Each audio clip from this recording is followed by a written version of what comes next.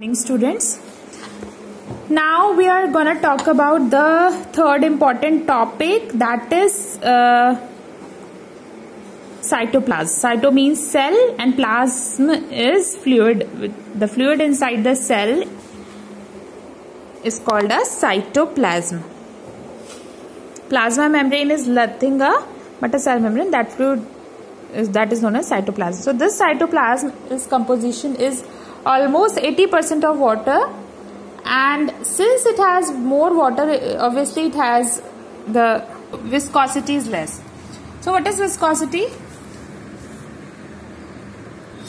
So if you take a honey and if you take water, now which is more sticky? Honey is more sticky.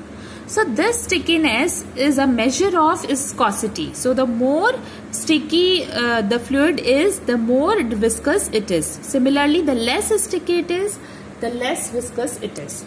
So honey is very viscous as compared to water, and cytoplasm is less viscous because it contains more water. Okay. It is also termed as cytosol.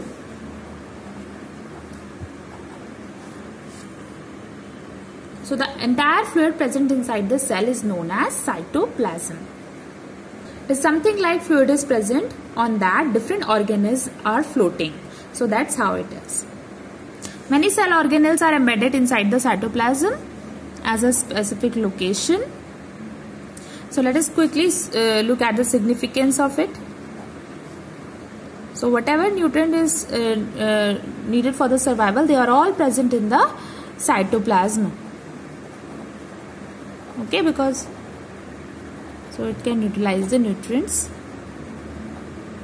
It dissolves waste products.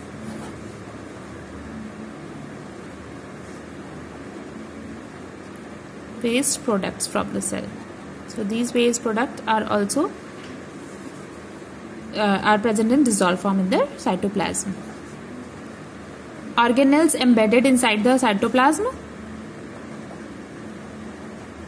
Okay, now each of these cell organelles which you see, they are all, some of them provides energy to the cell, some of them provide help in storage of food material, some of help in packaging of food material. So each of them have different purpose. All of them, in fact all of them are very important, because without any one of them the cell is not able to survive, and these organelles are supported by the cytoplasm. It controls the shape of the cell because it is present throughout the cell.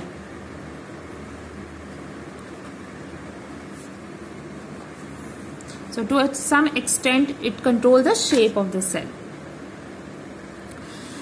Help in cellular respiration. So there are couple of non-soluble solution present inside the cytoplasm. Like small molecules are present. So these help in cellular respiration. Respiration, that is in which food is oxidized to produce energy in the cell, it is called cellular respiration. Because our body needs energy to perform any activities, and these activities are the base level of which is performed by each and every cell of the body. Each cell in our body, they are doing some work, so that they need some energy. So when we eat food, the food get digested, and that's absorbed by the different cell of the body, and each cell they absorb food and they generate energy out of that food. So this process is called cellular respiration, in which glucose is oxidized. Glucose in presence of oxygen, it get converted into a lot of energy, and this energy help us to perform various activities. So that is how cytoplasm help in cellular respiration. So now that we have discussed about the structure and function of all the details about the cell, let us quickly see the comparison between plant and animal cells.